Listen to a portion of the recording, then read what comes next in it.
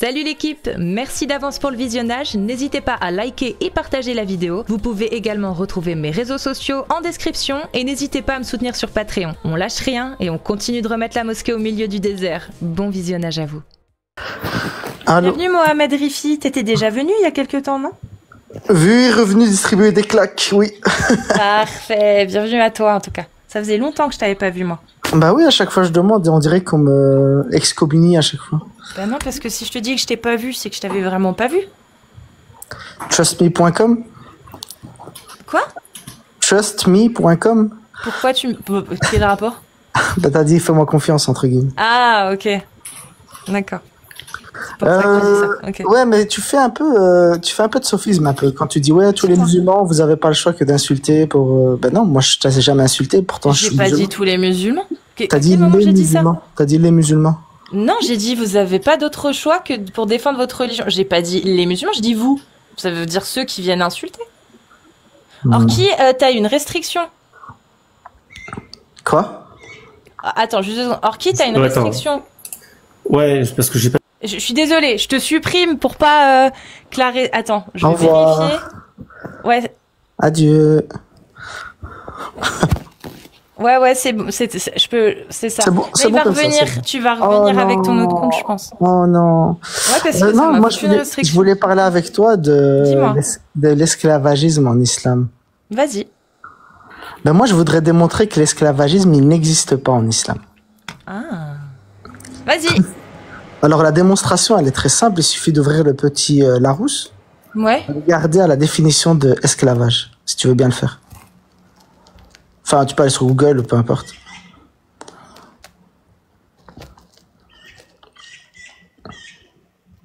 Alors, esclavage. Larousse. Merde. Attends, pardon. Alors, fait pour un groupe social d'être soumis à un régime économique et politique qui le prive de toute liberté, le contraint à exercer les fonctions économiques les plus pénibles sans autre contrepartie que le logement et la nourriture. État condition à ceux qui sont sous une domination tyrannique, asservissement, servitude. Et sinon, il y a dépendance étroite de quelqu'un à l'égard de quelque chose ou de quelqu'un, activité qui s'impose, qui impose une suggestion, oui, ou une contrainte. C'est bizarre parce que moi, quand je vais sur Google, c'est pas la même. Je tape Larousse, définition, c'est pas ça que je trouve. Tiens, je te montre. Bah, moi, je suis sur le site Larousse là. Ah, moi, je suis sur Google. C'est peut-être ça qui est différence. Pas. Mais vas-y, si tu veux, donne-moi ta définition. C'est la définition là que j'ai vue. Attends. Si tu veux, donne la tienne. Hein. Ben non, c'est pas la mienne. C'est vraiment qu'on trouve sur Google en tapant esclavage, définition. Attends, je crois que c'est la même chose. Attends.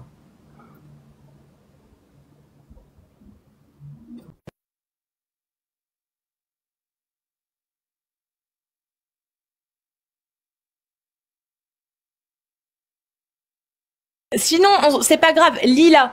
Lis ta définition.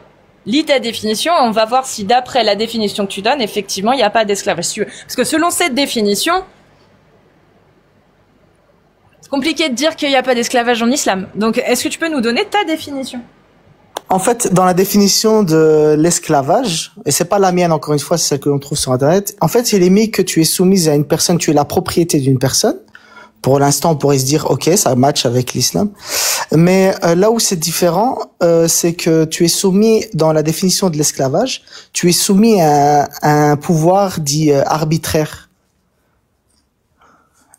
C'est là la nuance. C'est-à-dire, tu peux m'expliquer le pouvoir arbitraire? Bon, moi je pensais que tu la verrais arriver grosse comme une patate, mais je vais t'expliquer. Donc arbitraire, ça veut dire que tu prends les décisions. Ce qui te convient, ce qui te convient pas, c'est à ta guise. Or, les premières sociétés dans l'histoire de l'humanité qui ont imposé l'esclavagisme, comme les sociétés romaines, grecques, etc., elles avaient ce système-là. Donc c'était le maître qui faisait à peu près tout ce qu'il voulait, mais vraiment tout ce qui lui chante. Il n'y avait pas de protection pour les esclaves. Ensuite, il y a eu des sociétés où ils ont commencé à avoir des traités, ils ont commencé à inventer des traités pour protéger, entre guillemets, l'esclave en lui donnant certains droits. Mais donc, dans l'islam, on peut dire qu'on est vraiment à l'extrême opposé parce que on donne à l'esclave, moi je dirais plus que c'est un captif de guerre parce qu'on va l'appeler comme c'est, un captif de guerre, le droit d'être vêtu comme son maître, nourri comme son maître et logé. Ok, vas-y, si tu veux, je vais prendre ta définition. Donc, est-ce que pour toi, c'est bien d'autoriser les captifs de guerre? Si tu veux, on enlève le terme esclave. Il y a pas de souci. Je prends ta définition et on va rester sur ce que l'islam préconise. Est-ce que selon toi, c'est quelque chose d'acceptable que de permettre la possession de captifs de guerre? Alors, donc, qu'est-ce qu'on entend par captif de guerre? Donc, c'est une personne qui t'a combattu durant la guerre. Ça, les exégètes l'expliquent très clairement. Donc, à partir du moment où une personne veut te pragmatiser, moi, personnellement, et des lois, même notamment en France et en Belgique, elle légitime le fait de, on va dire la légitime défense, quoi. En gros, t'as le droit de te protéger. Ok. Quitte à arriver aux mains. Ah non, mais attends. Non, mais pire que ça. Quand t'es captif de guerre, t'es juste un prisonnier d'une personne. Là, tu as le droit carrément de le pragmatiser. Donc ça irait même plus loin, normalement, selon la logique. Très bien. Mais dans l'islam, est-ce que ce que tu dis est vrai? Dans le sens, est-ce qu'on a le droit uniquement de posséder des gens qui nous ont attaqués ou pas? Alors, les captifs de guerre sont faits uniquement durant la guerre. Oui, ça vient. Très bien. Est-ce que, selon l'islam, tu n'as pas le droit de posséder autre chose qu'un captif de guerre? Non, dis-moi. Les enfants des esclaves, tu les gardes en esclaves ou ils sont libres? Ça, je sais pas. Bon, bah, je vais te poser une autre question. Quand tu achètes un esclave, donc quelqu'un qui a été soit fait esclave, soit est né esclave. C'est ça, ouais. Donc une personne. Est-ce que tu as le droit de l'acheter? Encore une fois, donc une personne qui est pour toi esclave a été captif de guerre à un moment donné. C'est pas parce que tu l'achètes qu'il n'a pas été captif de guerre. Qu'est-ce que t'en sais? T'as demandé à tous ceux qui ont été achetés? Non, je suis allée lire le fiqh. Et dans le fiqh, les enfants de vos esclaves deviennent vos esclaves. Oui, mais donc c'est ça que je dis. En fait, les enfants ne sont pas des à la base. Pas les enfants. Oui, mais c'est ça. Donc tu reviens au fait des enfants. Moi, je sais pas les enfants, je sais pas. Bah, dans l'islam sunnite, les enfants des esclaves, de vos esclaves, sont vos esclaves. Ils ne sont pas libres. Non, sur ça, tu marques un point. Moi, je connais pas trop les enfants. Je vais pas m'aventurer sur ce sujet-là. Moi, je voulais parler des adultes qui étaient faits captifs de guerre, parce que c'est principalement ça qu'on parle dans l'islam sunnite. Et donc, sur ça, c'est un effet kémat. Dans les captifs. Ah non? Ah, vas-y, pas de contre-argument pour l'instant, ça fait 5 minutes que je parle. Ah si! L'argument, c'est que tu te vois dans l'islam sunnite est esclave les captifs de guerre, les descendants de vos esclaves qui ne sont pas captifs de guerre. Oui, mais c'est ça, je te dis. Moi, je te parle. On va parler. Toi, tu parles d'une vision. Non, toi, tu parles d'islam. Dans l'islam. Tu commences déjà à dans danser. l'islam. Non, c'est toi là qui danse. Dans l'islam sunnite. Moi, je te parle des esclaves, les captifs de guerre. Comment ils sont faits? L'islam ne parle pas de ça. L'islam dit que oui, les captifs de guerre deviennent esclaves, mais les enfants nés en captivité deviennent eux aussi esclaves. Or, ils n'ont jamais été captifs de guerre, les enfants. Donc, c'est un peu comme dire toutes les pâquerettes sont des fleurs, c'est vrai. Tous les captifs de guerre deviennent esclaves ou sont libérés. Mais voilà, tous les esclaves qui ont été captifs de guerre, effectivement, deviennent esclaves. Mais tous les esclaves n'ont pas été captifs de guerre. Toutes les fleurs ne sont pas des pâquerettes, mais toutes les pâquerettes sont des fleurs. Tu comprends? C'est-à-dire que, oui, tous les captifs de guerre, la majorité, sont esclaves, deviennent esclaves. Mais tous les esclaves ne sont pas esclaves parce qu'ils ont été captifs de guerre. Il y en a qui le sont parce qu'ils sont nés de parents esclaves. Tu comprends? J'entends ce que tu dis. Et c'est ça que dit l'islam. Donc même si tu ne considères pas ça comme de l'esclavagisme selon la définition que tu as donnée, parce que encore une fois là je ne parle que en fonction de la définition que toi tu as donnée, que tu t'es et que du coup tu as reporté sur l'islam. Elle est claire la définition. Et même on peut aller dans n'importe quelle définition. Tu peux la lire s'il te plaît?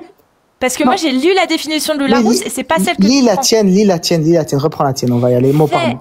Alors, l'esclavage est un fait pour un groupe social d'être soumis à un régime économique et politique et qui prive de toute liberté, le contraint à exercer les fonctions économiques les plus pénibles sans autre contrepartie que le logement et la nourriture. État et conditions de ceux qui sont sous une domination tyrannique, asservissement, servitude. Voilà, c'est déjà faux. T'as marqué tu as utilisé 3 mots qui ne collent pas à l'islam. Bah, si. Non.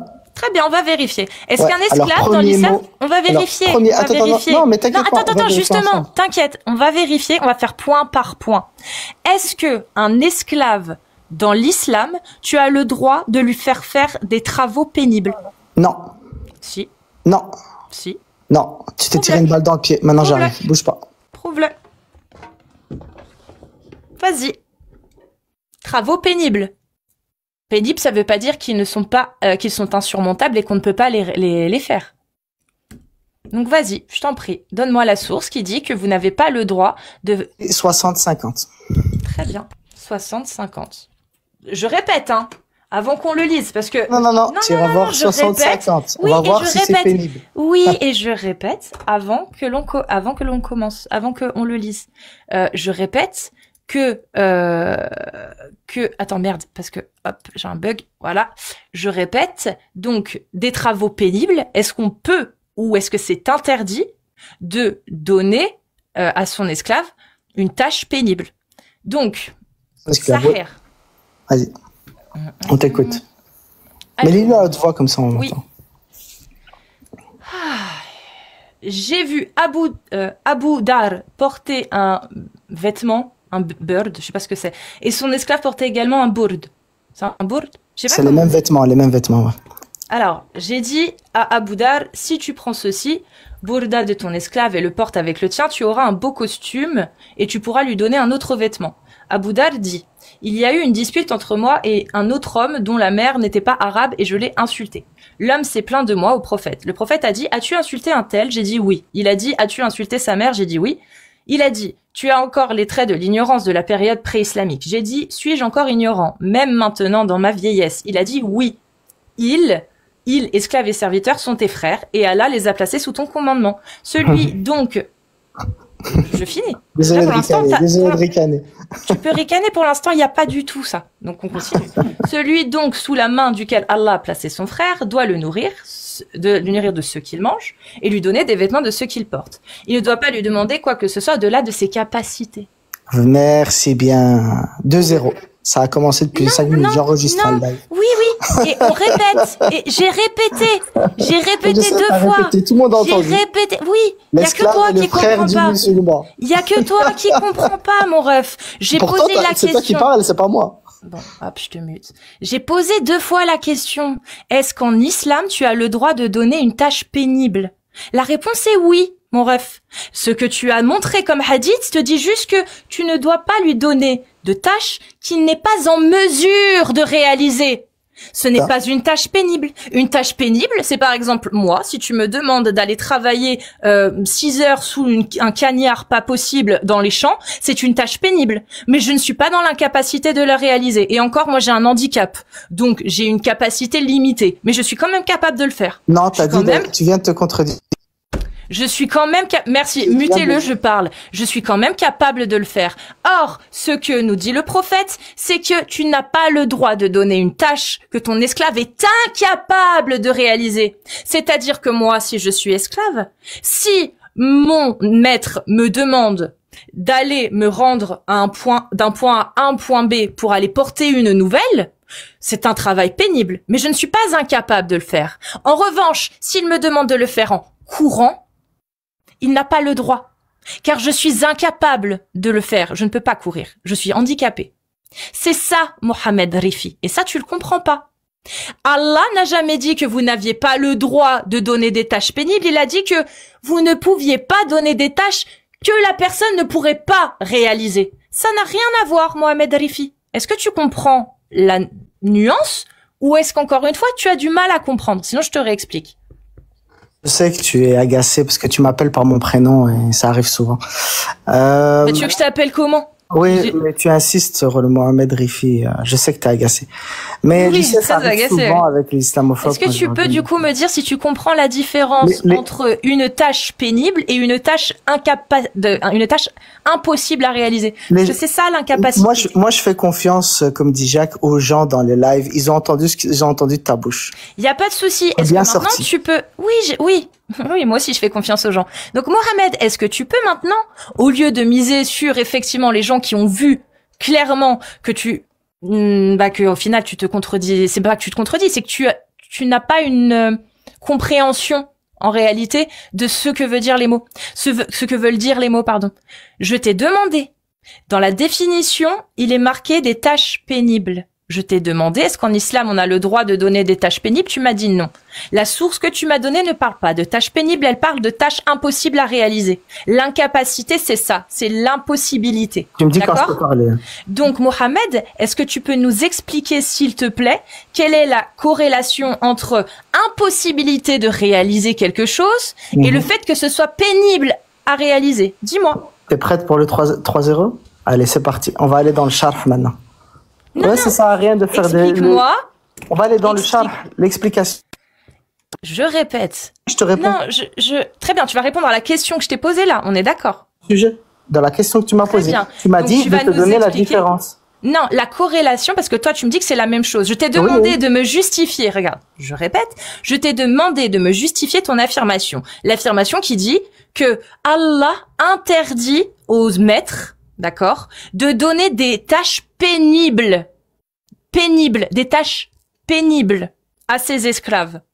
Tu m'as donné une source qui parle de tâches irréalisables, non pas pénibles, mais irréalisables. Donc j'aimerais que Mohamed nous explique la corrélation, la similitude, comment il arrive à affirmer que c'est la même chose entre une tâche pénible et une tâche irréalisable. Vas-y Mohamed. T'es plus là, on t'entend pas. Oui, je peux répondre. Voilà, donc pour le 3-0, on va aller dans le charh directement du hadith. Donc pour expliquer la différence entre ces deux mots qu'elle vient de citer, entre la différence entre pénible et impossible à réaliser. Et on va regarder ce que les commentateurs de l'islam sunnite parlent et disent à propos de ce passage-là. Donc dans le dernier passage, tu as dit des tâches impossibles à réaliser. On va voir ce que les savants sunnites racontent. Si tu me laisses 2 secondes, je vais te citer la source.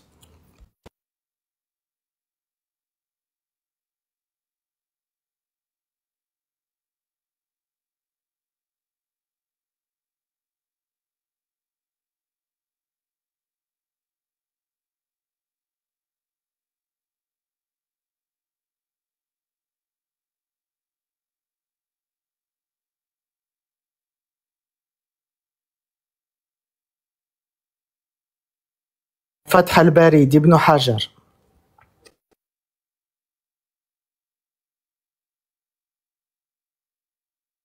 Ibn Hajar commente en disant qu'il ne faut pas aller au-delà de ses capacités. Sinon, on ne peut continuer. Voilà. Au-delà de ses capacités. Incapacité, impossibilité. Encore une fois. Vas-y, continue. On va voir à quel moment il parle de tâches pénibles, mais qu'il peut réaliser. Pénible, ça veut pas dire insurmontable, ça veut dire pénible.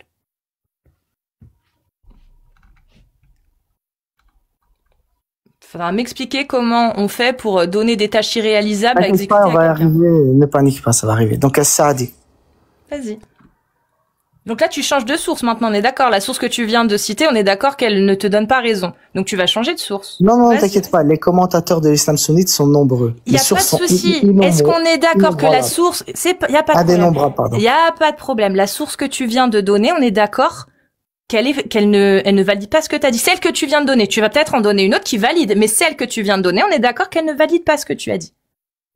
Maintenant, vas-y, donne-nous. Tu peux faire d'autres sources, il n'y a pas de problème. As-Saadi commente en disant « Prenez ce qui est facile par rapport à ce hadith ». Donc, en fait, ici, il parle de nuancer entre ce qui est difficile et ce qui est facile. En fait, ici, il prône le fait d'amener une facilité pour l'esclave. Dans As-Saadi, je te donne la source. Tu peux relire, s'il te plaît, parce que lire la moitié d'une phrase comme ça, c'est bizarre. Tu peux nous lire tout le commentaire de Saadi, s'il te plaît, au moins 2 phrases avant et 2 phrases après. Saadi encourage la modération en disant prenez plutôt ce qui est facile.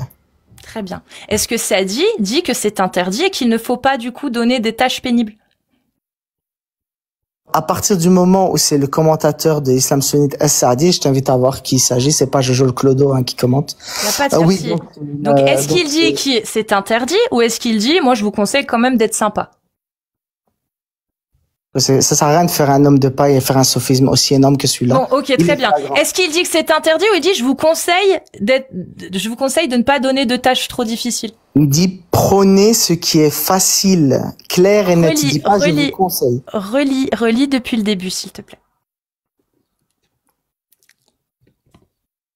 S'il te plaît. Ça dit encourage la modération.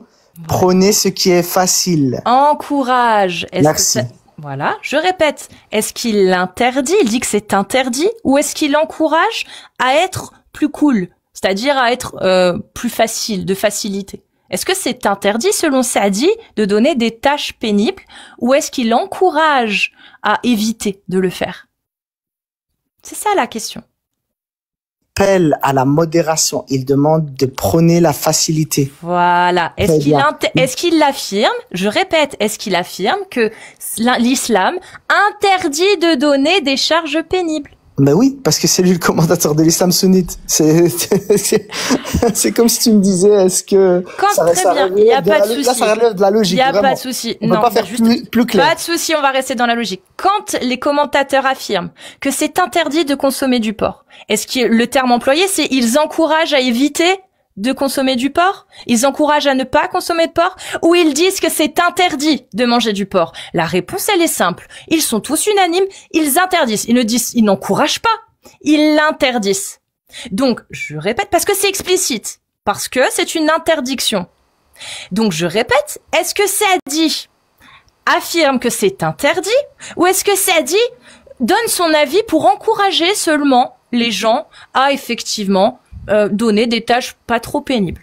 Alors, je vais te répondre. Tu as fait une fausse analogie parce que tu as comparé un hadith avec un verset du Coran. Le verset du Coran qui parle de l'interdiction de porc, c'est une parole d'Allah et non du prophète Mohammed.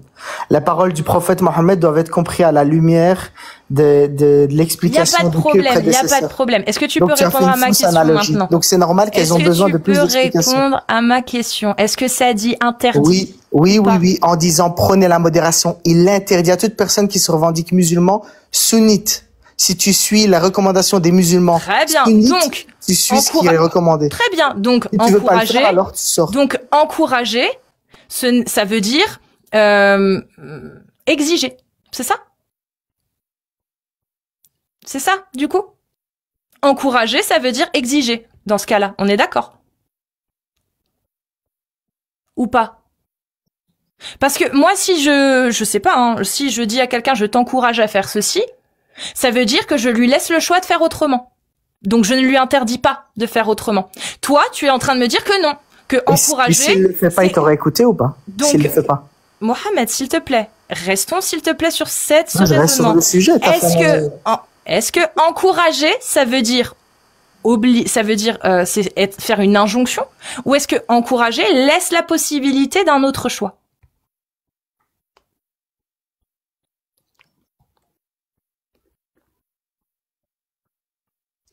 Parce qu'à chaque fois que je te réponds, tu vas me couper et tu vas répéter la même chose. Vraiment, j'attends la permission, parce que maintenant, les gens me coupent, les modérateurs. C'est quand tu veux, hein. Je te demande juste, est-ce que... c'est quand je veux, maintenant je peux parler quand je veux? Est-ce que encourager... Non, quand j'arrête de parler, en fait, c'est dire que tu peux parler, en fait. Faire preuve d'un peu de bon sens. Fais pas ta victime. Ça sert à rien. T'es pas une victime. Mohamed Darifi. T'es un bonhomme. Bon. Modérateur qui arrête pas de me mettre mute. Ça qui est chiant. Est-ce que, pour toi, encourager, ça veut dire faire une injonction, ne pas laisser de possibilité de faire autrement? Les gens, ils ont la possibilité de faire ce qu'ils veulent. Maintenant, si toi, tu me recommandes quelque chose et que je le fais pas, bien sûr, j'ai la possibilité de ne pas le faire. Ce n'est pas un ordre, c'est une recommandation. Mais maintenant, la personne qui ne t'aura pas écouté, est-ce qu'elle t'aura... Tu peux le redire? Non, elle t'aura pas écouté. Est-ce que tu peux le redire? Est-ce que tu peux le redire? Non, une recommandation n'est pas une injonction, bien sûr. Très bien. Donc, maintenant, ce que je te demande, donc, quand ça dit, quand Saadi dit, je vous encourage à, il ne dit pas, il vous est interdit de. On est d'accord? Tu veux pas arriver à tes propres conclusions. Laisse-moi développer. Est-ce qu'on est d'accord? Non, on reste d'abord là-dessus. Je veux qu'on soit d'accord. Bien sûr que tu peux désobéir à ce commentateur. Bien sûr que tu peux lui désobéir. Tu fais ce que tu veux. Non, tu désobéis une injonction. Un encouragement. Est-ce que c'est une injonction? Mais tous les commentateurs appellent à ça. Tous les commentateurs que je t'ai cités. Et je peux t'en citer encore plein d'autres. Je te parle d'islam sunnite. Est-ce que dans l'islam sunnite, je parle pas d'islam. est-ce que dans l'islam sunnite, tu as le droit, est-ce que tu as le droit de donner une tâche pénible? Je t'ai pas demandé si les commentateurs te disaient essaye d'éviter. Je te demande s'il a le droit ou si on lui conseille de faire autrement s'il peut. Mais est-ce qu'il a le droit? Le droit. T'as le droit ou pas? Je répète. Il conseille. Est-ce qu'il interdit? Ou est-ce qu'il conseille, il recommande, il donne son avis? Ou est-ce qu'il interdit? Il fait état d'une loi et d'une interdiction. C'est ça la question. Je dis pas que son avis est pourri et que tu dois pas le suivre. Je te demande si selon l'islam sunnite, tu as le droit de donner une tâche pénible à ton esclave. Putain. Dit clair et net. Bah, vas-y, montre-moi. Alors, C'est je vais te interdit. démontrer. Alors, est-ce que tu as quelque chose, tu as Internet, donc attends, je vais te donner une source maintenant. Donc, Ibn Hajar al-Askari, il commente en disant ce hadith interdit toute forme d'injustice. Ici, on dit que l'esclave est le frère du musulman. Je vais continuer, même si tu rigoles. Y compris l'exploitation physique, de manière claire. Donc tu pourras danser la salsa comme tu veux, autant que tu veux. Ça changera rien aux écrits des commentateurs d'Islam sunnite. C'est quoi l'exploitation? C'est quoi l'exploitation physique? Ben, ça veut dire ce que ça veut dire. Tu iras te renseigner dans le dictionnaire, encore une fois. Non, là, on veut savoir, c'est quoi l'exploitation physique? Ça veut dire abuser. C'est ça, ça veut dire. Surcharger, c'est abuser de quelqu'un. L'exploitation physique. L'exploitation physique. Exploiter physiquement. Oui, c'est quoi? Ben, t'en donneras la définition que tu veux. Ça veut dire ce que ça veut dire. Je veux que tu me donnes ta définition. Non, la mienne, c'est pas celle qui est conforme, c'est pas la mienne. Ah, c'est ce bah que alors donne-moi la les définition. savants de l'islam sunnite ont compris. Donne-moi la définition de l'islam sunnite. Donne-moi la définition des oulémas quand ils parlent d'exploitation physique. Donne-moi leur définition. C'est quand même clair. Parce que l'exploitation physique, faire travailler quelqu'un physiquement pour soi, sans le payer, c'est de l'exploitation physique. Donc, est-ce que ma définition est bonne ou pas? Est-ce que du coup, en islam, il est interdit de faire travailler physiquement ses esclaves? Ben non, tout travail est physique. Ah, voilà. Donc l'exploitation de manière physique, c'est trop lourde, quoi? non. Donne-moi la définition des oulémas. Ils disent quoi? Qu'est-ce que l'exploitation? Je rigole, j'espère. Ça fait 10 minutes qu'on parle de ça, je te l'ai donné. Je t'ai donné plusieurs savants, plusieurs commentateurs d'Islam sunnite.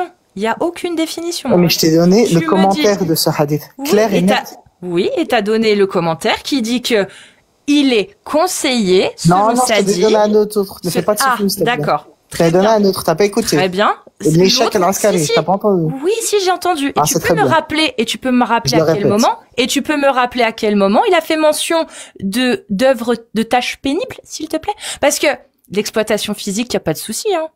Il y a pas de problème. Si je demande à mon esclave de travailler sur des comptes, par exemple, je sais pas, sur ma comptabilité, et qu'il n'est pas capable de le faire, et que qu'il n'est pas capable de le faire, bah je peux pas lui donner. Ça c'est clair. Mais s'il est capable de le faire, mais que c'est difficile pour lui, que c'est pénible, parce qu'il a quand même, ça lui demande beaucoup d'efforts. Est-ce que j'ai le droit ou pas? Je peux faire le 4-0. Bon, on va prendre An-Nawawi maintenant. Vous Est-ce que noterez, vous noterez que réponds de toute à la façon, il donne question? Est-ce que je prends C'est ton un, je suis au raisonnement? commissariat ou quoi? Je prends ton raisonnement. Je te dis très bien, je prends ton raisonnement. Du Très coup, bien. est-ce que j'ai le droit ou pas, puisque tu me parles de physique? Très Oui. bien. Donc, est-ce que j'ai le droit, si c'est pas physique, d'exploiter mon esclave? Non, tu C'est n'as pas pas physique. Ah, pas. C'est pas physique, là. Pas de Là, manière c'est pas injuste. physique. Pas de manière injuste, c'est ce que tu veux dire. Non, pose c'est une pas. question. Mais c'est pas injuste. Là, il y a pas justement. C'est quoi la justice selon l'islam? La justice De ne selon pas l'islam, surcharger. la justice. C'est pas possible, quoi. La justice selon l'islam, c'est tout ce qui est en rapport avec la loi de Allah. Ce qui est juste, c'est ce que Allah a décrété comme étant valable. Donc, licite ou illicite. Possible ou impossible. Ok? Donc, quand Allah, il dit, vous avez le droit de posséder des esclaves et vous avez le droit de les faire travailler pour vous, quelle est la limite? Est-ce que vous avez le droit de les faire travailler, par exemple, comme un paysan au 7e siècle qui travaille dans les champs de 8 heures du matin à 19 heures du soir. Un paysan qui n'est pas esclave. C'est juste sa façon, c'est juste son travail. Il le fait. Est-ce que j'ai le droit de donner à mon esclave cette tâche pénible? Ah, je n'ai pas le droit, du coup, de le faire travailler comme un paysan travaille. J'ai pas le droit. Tu dois le traiter comme ton frère. Imagine que tu as un frère. Est-ce que tu le ferais travailler avec des tâches pénibles? Pourtant, les commentateurs de l'islam sunnite sont clairs. Par exemple, on a An-Nawawi, et vous noterez que moi, contrairement à toi, depuis tantôt, je cite des commentateurs connus de l'islam sunnite et que toi, t'as cité que dalle. C'est pour ça que je dis le 4-0, il arrive. Écoute bien ce que je dis, que An-Nawawi... Oui, je sais, ça te met mal à l'aise. Y a pas de souci, on écoutera ce que An-Nawawi a dit après. Mon rêve, on écoutera ce qu'il dit après, Nawawi. Je n'ai pas besoin de donner de sources puisque je n'affirme rien. Je te pose des... C'est basé sur... Je te pose des questions d'ordre logique que tu es incapable. T'es incapable d'y répondre depuis tout à l'heure et 700 personnes le voient. Je t'ai dit non. C'est pas possible. Je parle. Merci.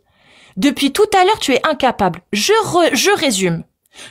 Tu as affirmé qu'il était interdit de donner des tâches pénibles à réaliser aux esclaves. Toutes les sources que tu m'as données ne parlent soit pas de travail pénible, soit que quand il en parle, il dit que c'est un encouragement à ne pas le faire. Ce n'est pas une interdiction. Cela veut dire qu'on peut le faire.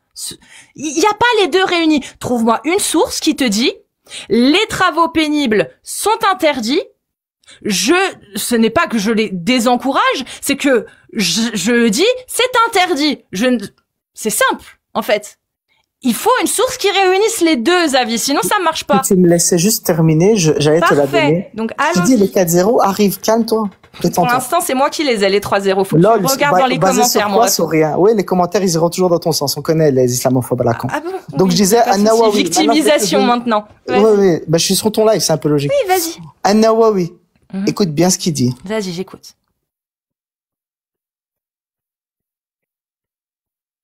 Ce hadith établit la norme morale. La norme morale. Du bon comportement des esclaves avec leur maître. Le prophète Mohammed sallallahu alayhi wa sallam a interdit toute exploitation ou surcharge injuste, le mot injuste est important ici.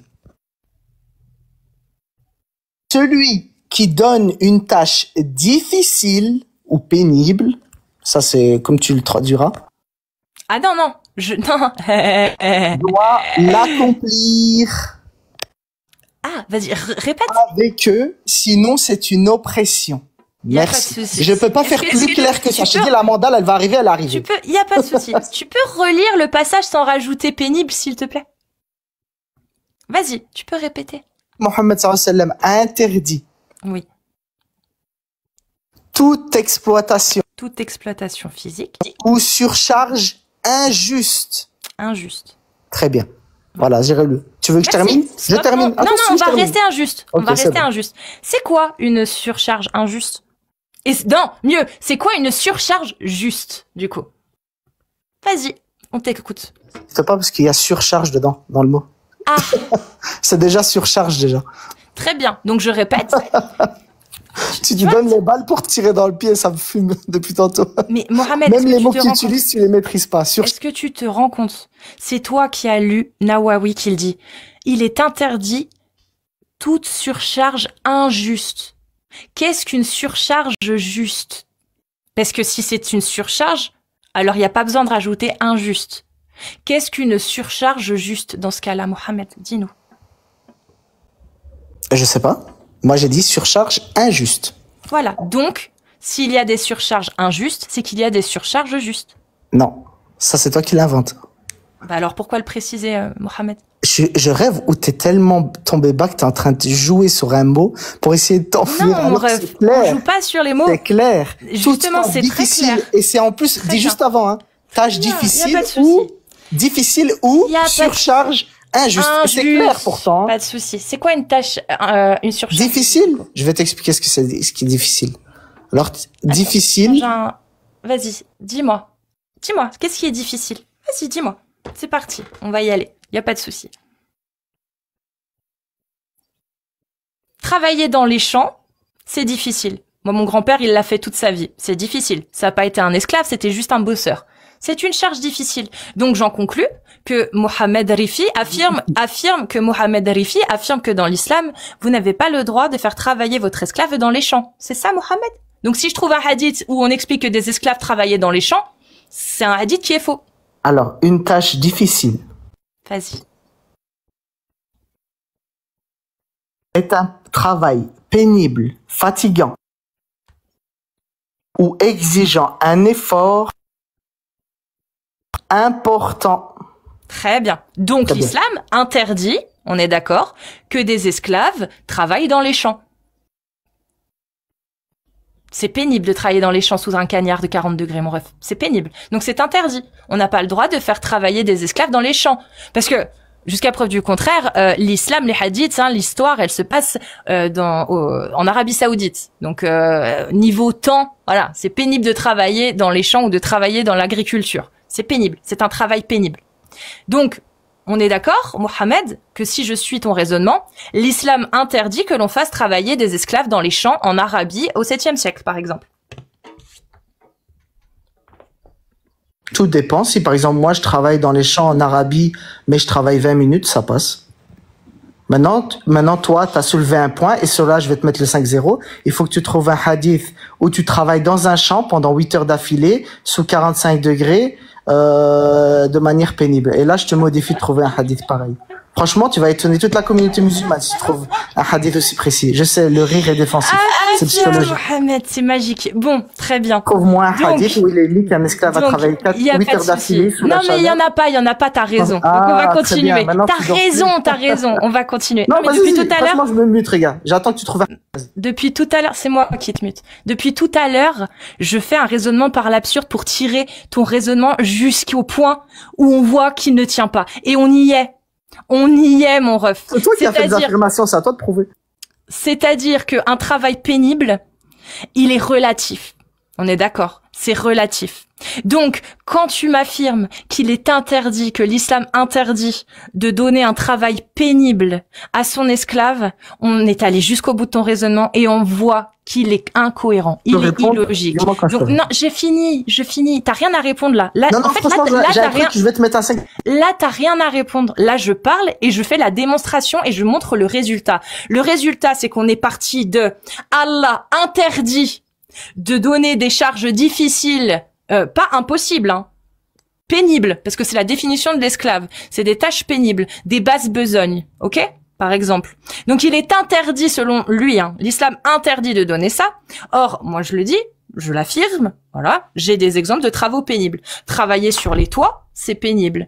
Travailler dans le bâtiment, c'est pénible. Travailler dans les champs, c'est pénible. Et là, Mohamed, il nous dit, que pour vous voyez, ouais, mais si je travaille que 20 minutes, alors c'est plus pénible. Est-ce que vous... Non, mais reste mute. Là, je fais juste une démonstration pour les gens. Est-ce que vous vous rendez compte du ridicule là ou pas? Est-ce que vous... Non, mais vraiment. Est-ce que vous vous rendez compte du ridicule ou pas? Juste comme ça, voilà. Donc maintenant, il n'y a pas de souci. Tu as raison, il est interdit dans l'islam. Il n'y a pas de souci, même si c'est faux. Je m'en fous. Je vais partir du postulat que c'est vrai. Je vais parler du postulat. Non, c'est faux. De A à Z, c'est faux ce que tu dis. Et on l'a vu. Et on l'a bien vu, d'accord? On l'a très très bien vu. C'est que quand on arrive au sujet... Attends, parce qu'on m'a envoyé un truc qui est intéressant. Je vais te le lire, si tu veux. Attends, je termine juste. Je voulais dire par rapport au fait, tu dis c'est relatif. Tu vas nous expliquer... Non, tu restes mute pour l'instant. Tu restes mute. Et on va aller voir, du coup, ce qu'il est dit. Tac. Hop. Merde, c'est pas là. Est-ce que je l'ai en... Ouais, je l'ai. Et on va lire ça, par exemple. Tiens. Est-ce que tu penses qu'il travaillait 20 minutes, lui, par exemple? Alors. Non, c'est pas celui-là. Merde, je me suis trompée. Attends, je me suis trompée. Bref. Attendez, excusez-moi, parce que j'ai une autre idée. Meilleure idée. Quand le prophète, il dit qu'il est interdit de fouetter son esclave sans une bonne raison. Tu l'interprètes comment? Juste pour être sûr. Et après, je continue. Juste d'abord pour être sûr. Pour amener le truc. Encore une fois, moi je suis musulman sunnite, donc j'interprète rien, je regarde le charh. Très bien. Quelle est la situation du charh? Tu connais ce que c'est le charh? Et du coup, t'es allé le voir ou pas? Ben, regarde, moi je réponds tout à l'heure à tes questions. Ah, je te pose une question. Est-ce que tu sais ce que c'est un charh ou tu sais pas? Parce que vraiment, si tu connais l'islam sunnite, je sais pas. Tu peux pas parler de l'islam sunnite. Il y a pas de souci. Si je fais ce que je veux, la preuve, j'en parle. Donc, est-ce que tu peux répondre comment? Donc, qu'est-ce que t'interprètes là, toi? Ou qu'est-ce qu'interprètent les savants? Il y a pas de souci. Très bien, Il y a pas de souci. Comment c'est interprété dans l'islam sunnite celui qui fouette son esclave sans une bonne raison? Moi, c'est ça que je veux savoir. Vas-y, et après on continue. Donne-moi le numéro de hadith et on va aller voir. Ça va être rapide. On a une méthodologie, nous, les musulmans sunnites. Je sais que c'est pénible, je sais que l'islamophobie, oui, je la suis, justement. Non, justement, la méthodologie, moi, je la suis. T'as l'habitude de parler avec des gens qui justement, moi, je la suis, la méthodologie. Mais là, t'es pas tombé sur le bon gars. Vraiment. Bah, et en plus, tantôt, tu m'as pas laissé répondre. Tu m'as pas laissé répondre. Regarde. Si, parce que moi aussi, je suis la méthode. S'il te plaît, 2 secondes. Je parle. Je vais pas m'énerver. Je vais pas m'énerver. Je vais te mute et si tu continues à me couper la parole alors que je parle, je te fais descendre. C'est bon? Donc, il y a pas de souci. Moi, ça me va. Je suis la méthodologie de l'islam sunnite. Et dans la méthodologie de l'islam sunnite, il y a des tests de fiqh. Et dans les textes de jurisprudence, on va aller voir après si tu veux. Il y a aucun problème de savoir si on peut faire travailler, par exemple, son esclave dans les champs. Par exemple, tu vois. Il n'y a pas de problème. On peut aller voir. Maintenant qu'on est d'accord, toi et moi, pour affirmer qu'effectivement, travailler dans les champs, c'est pénible, sauf si on n'y travaille que 20 minutes. On est d'accord ou pas? Est-ce qu'on est d'accord là-dessus, Mohamed? Que travailler dans les champs, c'est pénible, sauf si on n'y travaille que 20 minutes. Oui ou non? Oui ou non? Oui ou non? Oui ou non quoi? Est-ce que travailler dans les champs, on est d'accord pour dire que c'est pénible, sauf si on y travaille 20 minutes? Que non, 20 minutes? Non, pas forcément. C'est ce que tu m'as dit tout à l'heure. Donc du coup, est-ce que c'est pénible ou pas de travailler dans les champs? Alors moi, je travaille dans les champs et que je ramasse une petite graine de manioc par heure. Non, ça va, ça passe. Tout est relatif, comme tu as dit, non? Je vais jouer à ton jeu.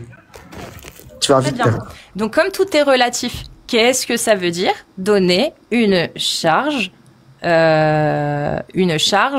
difficile. Pénible. Laisse-moi t'expliquer, s'il te plaît. Ok, merci. Maintenant, tu me laisses parler. Ça fait 10 minutes que je voulais faire ces démonstrations. Je peux seulement parler maintenant. Vous noterez les gens dans le live. Donc, tantôt, elle m'a pas laissé parler. Je voulais lui demander que c'était pas relatif parce que le prophète sallam, il commence le hadith. Mais tu viens de dire le contraire, mon ref. Non, stop. Non, stop. Non. Stop. Tu l'as affirmé. Mais putain, mais c'est quoi ce niveau? Mais mon Dieu, il y a 2 secondes. Arrête. Il y a 2 secondes, mon ref. Du musulman. On a un exemple. Arrête. Toi là, tu la feras après. Arrête, tu la feras là après. Arrête-toi, tu la feras après. Vas-y, tu vas parler 10 minutes. Il y a 2 secondes. C'est la dernière fois.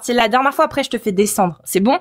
Il y a 2 secondes, tu me dis, c'est relatif parce que moi, si je le fais, c'est bon. Mais pour une autre personne, ce sera pas bon. Donc effectivement, c'est relatif. Mon ref, tu viens de te contredire en moins de 2 secondes. D'un côté, tu me dis c'est relatif parce que pour moi, c'est pas compliqué si je ramasse une. Voilà. Donc en plus, il conditionne. Voilà. Mais voilà. Et pour d'autres, effectivement, ça peut être compliqué. Ça peut être une tâche difficile. Donc oui, c'est bien relatif. Et là, tu viens d'affirmer le contraire.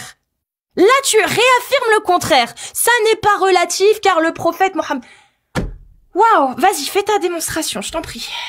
Oui, effectivement, j'ai fait une petite erreur donc quand je me suis créé, je voulais pas dire que c'est pas relatif, je voulais dire que c'est relatif à son frère, parce qu'en fait, dans le hadith que j'ai cité tantôt, donc c'est le 60-50, vous irez tous voir, le prophète sallam, il insiste bien, et commence le hadith. Merci d'avoir... que l'esclave est le frère du musulman. Donc, comme tu traites je te le dis, merci d'avoir eu l'honnêteté. Oui, parce que je suis obligée de le faire, parce que comme ça arrive rarement, je suis obligée de le faire. Mohamed, merci pour ton honnêteté et d'être revenu sur tes propos pour les reformuler. Je te remercie, c'est très rare. Maintenant, quand tu fais des commentaires personnels, moi je t'en ferai un aussi. D'habitude, quand je monte dans ton live, tu m'as jamais coupé le mic. Et cette fois-ci, tu t'es vraiment excité, tu m'as coupé plein de fois, même les modérateurs. D'habitude, c'est toujours toi qui t'en occupes, je trouve ça bizarre.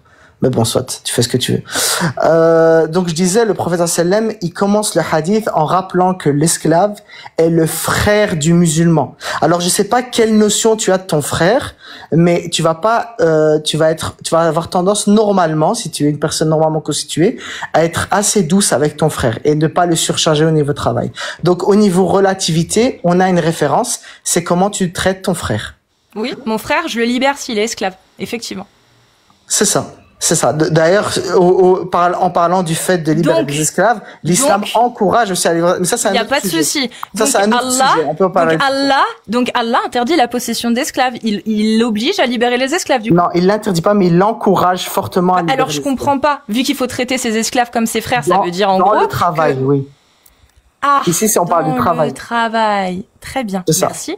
Vas-y, continue, je t'en prie. C'est tout. On est bien d'accord. La démonstration, elle est claire. Oui, elle est claire. C'est très bien. Moi, j'aime bien que tu fasses un exposé. C'est très bien. Continue. Donc, on est d'accord. Vas-y, continue. Le pire, c'est que tu te rends même pas compte de ce que tu es en train de dire.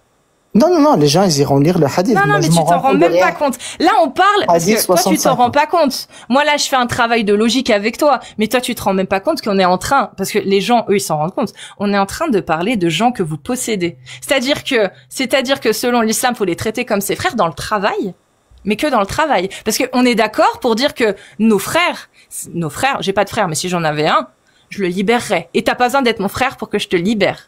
Je peux répondre à ça? Je verrais un esclave, je le libérais. Non, moi, en fait, il y a pas de réponse. Juste, tu vas continuer le raisonnement parce mais tu peux pas m'imposer de pas répondre, alors sinon tu parles tout seul. Bah, tu veux répondre à quoi, mon ref? Mais je vais répondre en te disant tout simplement qu'il faut venir contraster devant tout le monde et amener le fait que cette personne que tu dis étant ton frère, elle a voulu te gardah.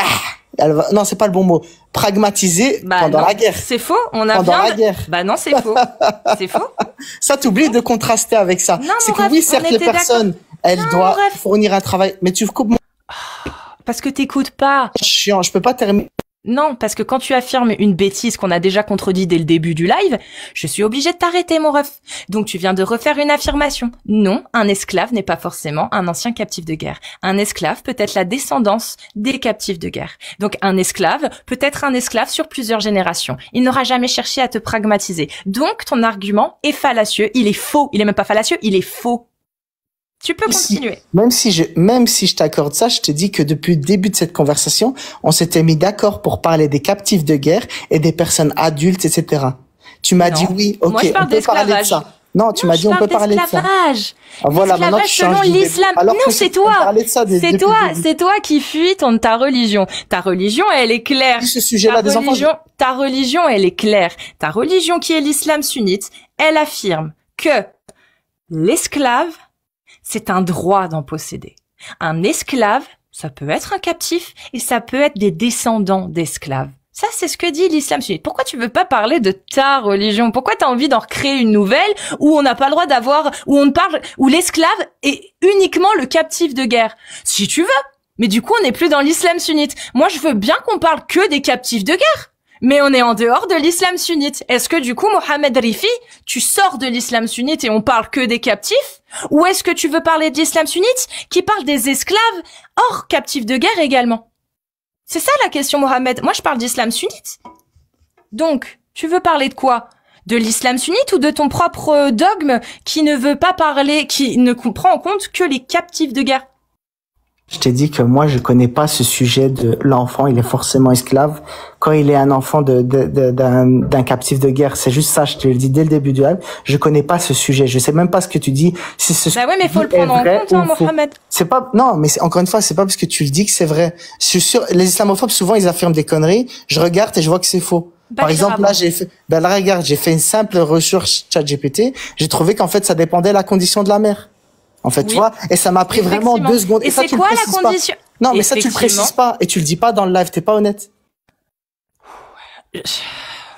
Je me calme parce que, Mohamed, si je le dis, puisque je le dis que Maria al-Kroptia, l'esclave du prophète qui a enfanté d'Ibrahim, avait eu une, je le dis tous les jours, hein, à chaque fois que je parle de Maria al-Kroptia. Donc si je le dis, essaye pas de chercher, de trouver des trucs, tu le dis pas. Si, je le dis. Bien sûr, Ibrahim a été libéré, il n'était pas esclave parce qu'il était le fils de son maître. de son maître. C'est la seule condition. Donc, je répète, 2 esclaves qui sont mariés, qui font un enfant, l'enfant devient esclave. Ça, c'est l'islam. D'accord? T'iras vérifier si tu veux. Il n'y a pas de problème. Moi, je parle d'islam sunnite. Dans l'islam sunnite, les esclaves, ce ne sont pas que des captifs de guerre. Donc, c'est pour ça que je te demande, est-ce que tu veux parler d'islam sunnite? Et dans ce cas-là, va falloir combler tes lacunes et aller vérifier ce que je dis. Ou alors, est-ce que tu veux parler uniquement de ton dogme auquel toi tu crois parce que, en fait, tu n'as que ces connaissances-là? C'est pas un reproche, je te demande ce que tu veux aborder comme sujet. Est-ce que ton sujet, c'est de parler d'essayer de défendre le fait de posséder un humain parce que c'est un captif de guerre, ou est-ce que ton sujet c'est d'essayer de montrer que dans l'islam sunnite, on n'a pas d'esclaves? C'est quoi ton objectif? Moi j'essaye de parler de ce que je connais moi. Le sujet que tu abordes, la particularité des enfants, je la connais pas. La situation, etc. Je sais juste que c'est par la mère. Très bien. Et une simple recherche ChatGPT m'a permis de le confirmer. C'était très rapide. Donc non, c'est pas d'après la mère, c'est pas ça. Comme je te l'ai dit, c'est si la mère a enfanté de son maître, alors l'enfant est libéré. C'est tout. C'est juste ça. Donc c'est pas normal que ça concerne que la mère, parce que il y a que le maître qui peut forniquer avec forniquer, qui peut avoir des relations sexuelles avec son esclave femme. Les femmes n'ont pas le droit d'avoir de relations sexuelles avec leurs esclaves hommes. Donc forcément, ça ne concerne que la mère. Mais c'est seulement si elle enfante de son maître. Mais peu importe. Imaginons que ce que je dis est vrai. Tu vas vérifier, t'imagines que c'est vrai. On est d'accord que ça te rajoute, du coup, d'autres choses pour pouvoir argumenter ta prise de position, à savoir ton affirmation qui dit que y a pas d'esclaves en islam, selon la définition de l'esclavage. Ouais, je te dis, je connais pas ce sujet-là, je vais pas m'exprimer là-dessus. Vraiment. Si tu veux, par contre, parler sur un sujet, on peut y aller. Je t'ai dit, moi, je fais pas confiance. Alors, revenons à l'esclave. Posséder un humain en le privant de ses libertés, pour toi, c'est justifié par quoi? Par la guerre, captif de guerre. Que par ça? C'est ça. Donc, si une personne, elle veut me pragmatiser, je trouve le minimum, ce serait de lui rendre sa pragmatisation, ce serait le minimum légitime défense, j'ai envie de te dire. Donc, le fait qu'il soit encore captif de guerre et qu'il ait, genre, des travaux d'intérêt généraux, entre guillemets, comme la France applique et la Belgique applique. Encore aujourd'hui, c'est pas un truc foufou, les gars. Ça existe aujourd'hui encore. Mais on est d'accord. C'est pas fou. Il y a pire. Vraiment, il y a pire. Très bien. C'est quoi? Je te rejoins. Imaginons que, effectivement, les captifs de guerre, on leur donne des travaux d'intérêt général et que, à un moment donné, quand ils ont payé leurs dettes ou quand la guerre est finie, on les libère. Or, c'est pas ça dans l'islam, on est d'accord. En fait, donc, à la fin, l'islam, quand on regarde bien les textes, ils encouragent à libérer les esclaves. C'est pas une obligation.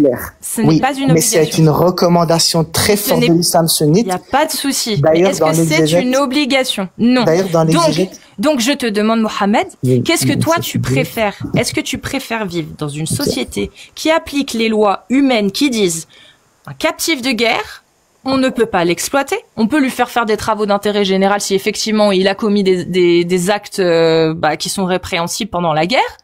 Et une fois que la guerre est finie et qu'il a payé sa dette, il est renvoyé chez lui. Ou est-ce que ça, c'est par exemple les conventions de Genève, en gros. Ou est-ce que tu préfères une société dans laquelle on te dit les captifs de guerre, on les met dans un rôle où ils vont effectivement travailler pour des gens, donc les mêmes termes, on va utiliser les mêmes termes. Faire des travaux d'intérêt généraux, seulement, il n'y a pas d'obligation de les libérer. On peut, mais c'est pas une obligation. Dans quelle société, toi, tu veux vivre? Tu préférais être jugé, toi, par exemple, tu es prise en captif de guerre. Tu préférais être traité par quelle loi? Avec quelle loi? Avec les lois humaines qui vont juste juger ce que tu as fait et mettre, justement, des travaux d'intérêt général et les appliquer et te relibérer une fois que la guerre est finie et que tu auras purgé ta peine? Ou est-ce que tu préfères être jugé selon la loi d'Allah qui dit on va te donner des travaux d'intérêt général, selon la loi d'Allah que toi tu as donnée en tout cas, l'interprétation que tu en as donnée. Donc des travaux d'intérêt généraux, mais on ne met pas de limite et vous pouvez ou non les libérer. Alors, c'est pas obligatoire. Je vais répondre, mais écoutez bien, je réponds en qualité de méchant. Ça veut dire que je me mets à la place du méchant. Donc, dans ma méchanceté, oui, j'aimerais continuer à pouvoir faire ce que je veux et me barrer le plus tôt possible. Logique. Je suis un esclave de guerre, j'ai voulu pragmatiser l'autre personne. Donc forcément, je vais choisir la peine de prison la plus courte, parce que je me mets en qualité de méchant. Je joue ton jeu, hein, je joue à ton jeu, vraiment. Il n'y a pas de souci. Maintenant, je vais poser la question à toi, non, s'il te plaît, on continue. Gentil. Non, s'il te plaît, on continue. Non, il n'y a pas de souci. Il n'y a pas de souci, on continue. Mais moi, je suis gentille. Moi, ça veut dire que demain, est-ce que l'islam autorise, si moi, tu vois, je ne combats pas, je suis chez moi, mais que mon pays, effectivement, combat l'armée en face. Est-ce que cette armée qui est régie par la loi d'Allah a le droit, moi, de me faire captif de guerre? Moi, j'ai pas combattu. Je suis restée chez moi. Mais mon village a été pris d'assaut. Est-ce que, selon Allah, tu as le droit de me prendre en tant que captif de guerre, sachant que je n'ai attaqué personne et je suis juste restée chez moi? Ça détaille. C'est ça le problème, Mohamed. Je te donne la réponse. Oui. Selon c'est simple. Selon le fiqh, Umdat as-Salik, toute femme et enfant fait captif de guerre, donc une fois la bataille gagnée, le mariage deviennent esclaves et le mariage antérieur de la femme est annulé. On parle de femmes et d'enfants qui n'ont pas combattu, juste des gens qui, après la défaite, ont été récupérés. Est-ce que tu veux l'article? Une fois la bataille terminée, t'as dit. Donc elle était dans la bataille alors? Ou elle était dans le village caché? Dans le village? C'est ça que t'es en train de dire? Dans le village? Non, putain. T'as pas dit le mot village. Mohamed, très bien. Eh bien, toi qui es musulman sunnite, moi je te le dis. Oui, l'islam autorise la prise en captivité de femmes et d'enfants qui n'ont pas combattu. Il interdit par contre de les tuer. Ça, c'est dans Umdat as-Salik. Maintenant, ne me crois pas sur parole. Va vérifier, je te donne les sources et tu vas aller lire l'article. Tu veux ou pas? Est-ce que tu veux? Je te le donne.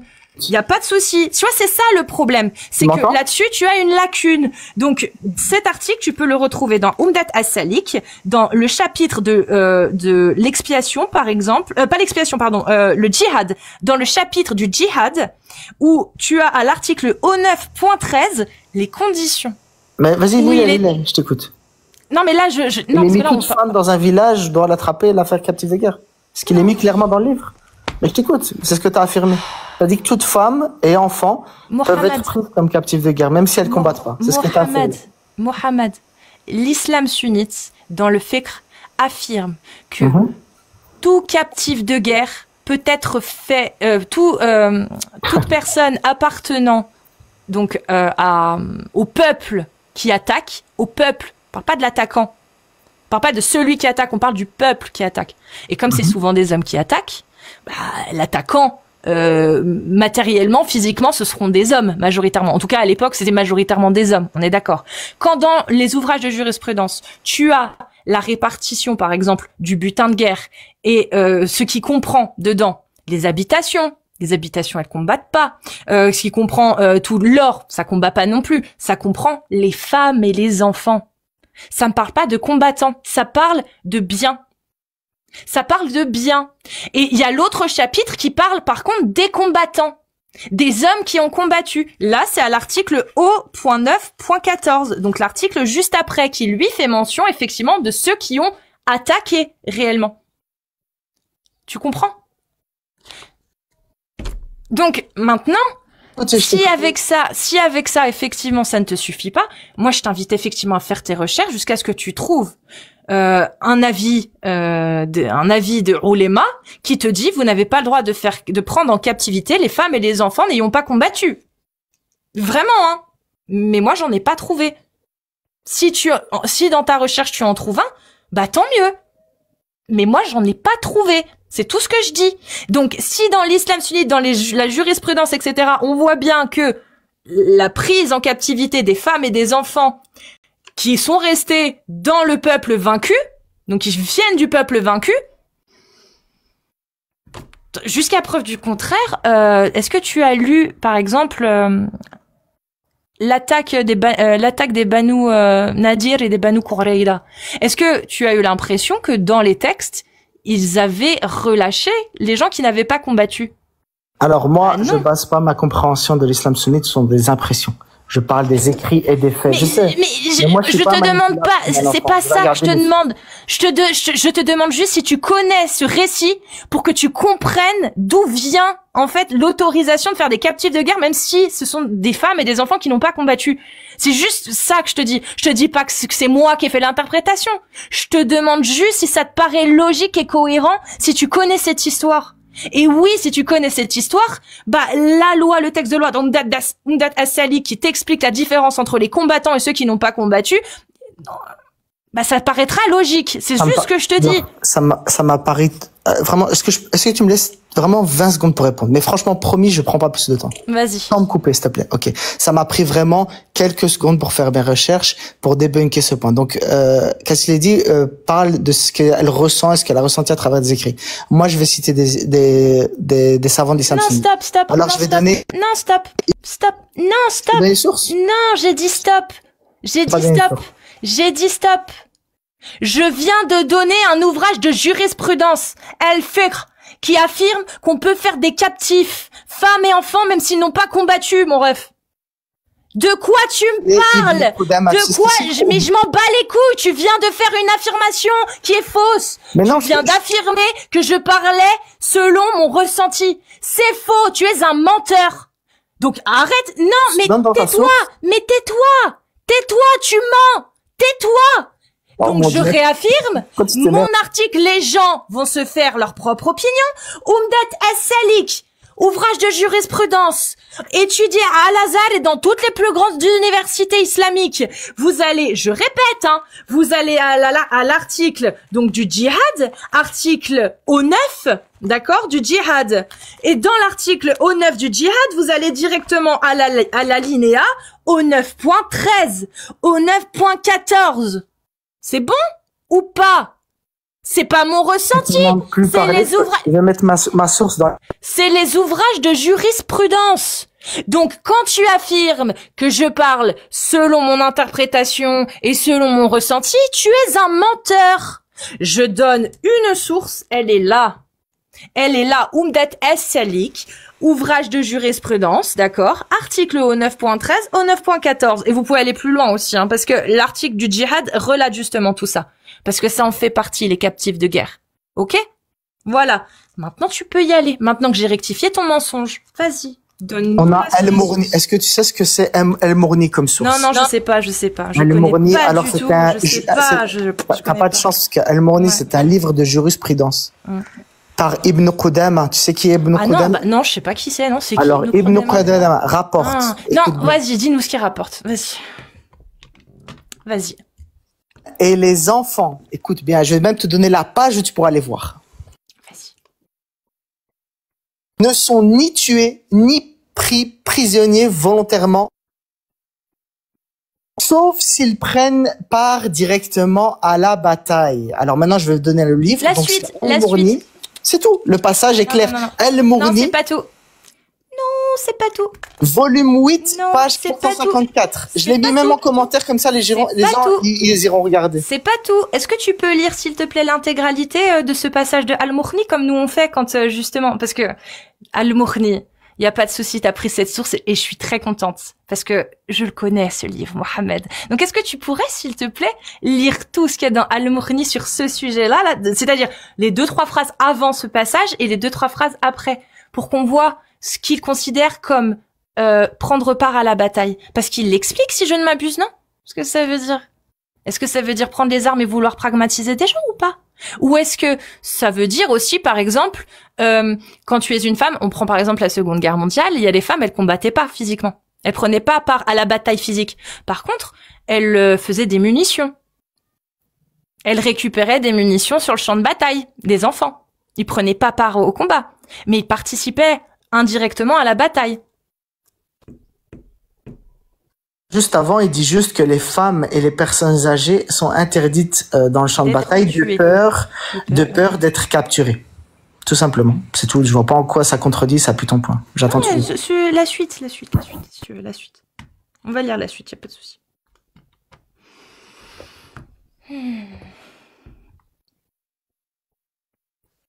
Et en fait, d'accompagner même durant la guerre, sauf s'il y a un besoin essentiel. Ah! Du style soigner les malades. Voilà. Et du coup, alors, tu peux prendre... aider à boire ou des trucs comme ça. Et du coup, tu peux prendre en captif ou pas une femme sur le terrain qui aura donné à boire?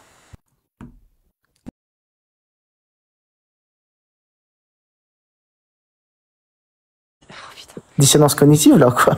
C'est toi qui comprends pas. Est-ce que tu as le droit, en tant que musulman, selon Allah, de prendre captif de guerre une femme qui aura donné à boire sur le champ de bataille en face ou pas? Non, parce qu'elle n'a pas pris part à la bataille. Ok, merci Mohamed. Bon, passe une bonne soirée. C'est bon, ça me suffit. 6-0. Allez, bonne soirée. Oui, c'est un bon score. C'est un bon score. Oui. C'est incroyable. C'est incroyable. Vraiment. C'est incroyable. Bah, t'iras voir. T'iras te renseigner, mon ref. C'est vrai. Par exemple, un exemple en tout con. Safia, elle avait pris les armes, elle avait combattu. Les Banu Nadir et les Banu Khoureira, les femmes prises lors de ces batailles, elles avaient combattu.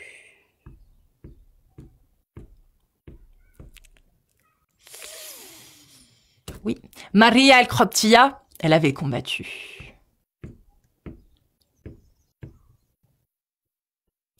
Oui, fin du game, oui. Tu veux rester dans tes biais, reste-y. Mais je te le dis, tu connais rien à ta religion, mon ref. L'islam sunnite est très clair. Les hadiths sahih sont très clairs. Safiya, Maria al-Khrobtiya n'ont pas combattu. Et elles étaient pourtant esclaves.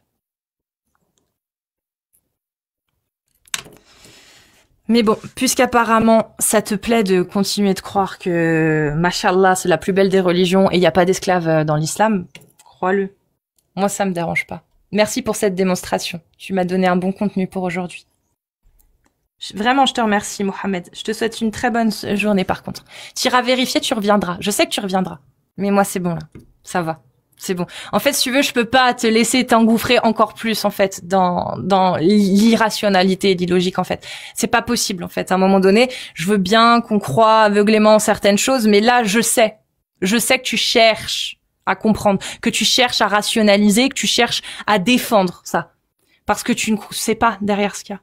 La preuve, tu ignores l'aspect héréditaire de la position d'esclave, ce qui est totalement injuste. Tu ignores les 4 droits fondamentaux qui figurent dans pratiquement tous les ouvrages de jurisprudence des esclaves. Ils ne sont plus que 4, leurs droits. Même s'ils sont musulmans, ils perdent les autres droits. C'est bon. C'est le droit d'être vêtu, nourri et logé à la hauteur des moyens de son maître et que son maître ne lui donne pas de charges qu'il ne saurait réaliser. Ça, ce sont les droits de l'esclave. Tu peux retrouver cette notion dans, par exemple, si ça vous intéresse, dans Murtaza al-Khalil, qui est un ouvrage majeur de jurisprudence dans l'école malikite, où vous avez, par exemple, l'article qui, effectivement, montre que l'esclave, juridiquement, est incapable. Donc, d'une manière juridique. Qu'est-ce que ça veut dire, quelqu'un qui est incapable? D'une manière juridique, je vais vous donner la définition. Incapable en juridique. Donc, qu'est-ce qu'une incapacité juridique? Qui sont les incapables en droit? Ok. Les mineurs non émancipés, les majeurs protégés au sens de l'article 488 du présent code, c'est-à-dire ceux qui ont une déficience mentale ou des troubles psychologiques ou des troubles qui ne leur permettent pas de faire des choix réfléchis et raisonner, en fait. Voilà, c'est ça, être incapable devant le droit, devant la justice. C'est la même définition dans l'islam, et cet article, vous pouvez le trouver dans le titre 5 de l'interdiction, chapitre 2, article 513, où il est bien dit et mentionné que tout esclave est incapable devant la loi. Et que ces droits, effectivement, sont ceux que j'ai donnés juste avant, à savoir qu'ils sont à peu près au nombre de 4. Ils sont cités au nombre de 3 en réalité, mais l'habillement et le logement ou l'habillement et la nourriture comptent pour 1, je crois. Mais en gros, ça fait 4. C'est pour ça que j'en cite 4. Je dis qu'il y en a 4. Ça, tu l'ignores. Mais dans l'islam sunnite, ça en fait clairement partie. Et pourquoi je t'ai fait descendre? Parce que mon ref, la base, je te l'ai cité. Dès le début, ça t'a même pas mis la puce à l'oreille. Je l'ai dit, vous voyez là, on est en train de parler de possession d'individus. C'est-à-dire que tu obliges volontairement, tu imposes volontairement à un individu le renoncement de ses droits. Il n'a plus le droit de se marier, sauf si son maître lui donne l'autorisation.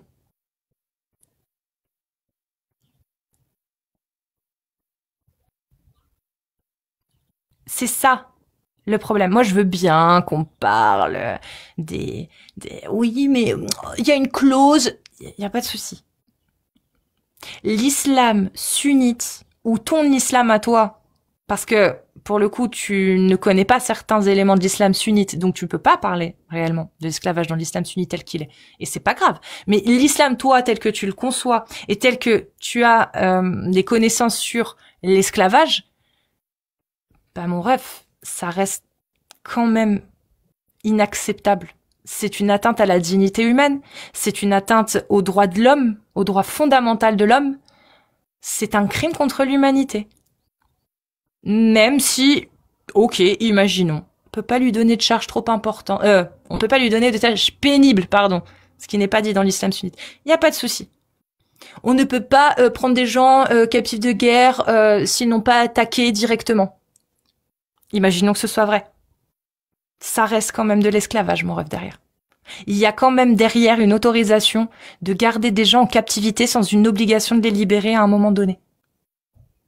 Dans tous les cas, mon ref, dans tous les cas, l'islam sunnite est aberrant et esclavagiste. Dans tous les cas, tu peux mettre la définition que tu veux sur l'esclavage dans l'islam sunnite. Le fait est que tu as le droit, selon Allah, de posséder des gens, de les vendre, de coucher avec, si tu es un homme, et que ce sont des femmes, de les revendre. Et tu n'as aucune obligation de les libérer. Aucune putain d'obligation de les libérer. C'est ça l'islam sunnite. Donc si c'est ton projet de société, je peux t'assurer que la majorité des gens n'en veulent pas. Et c'est tout à fait normal.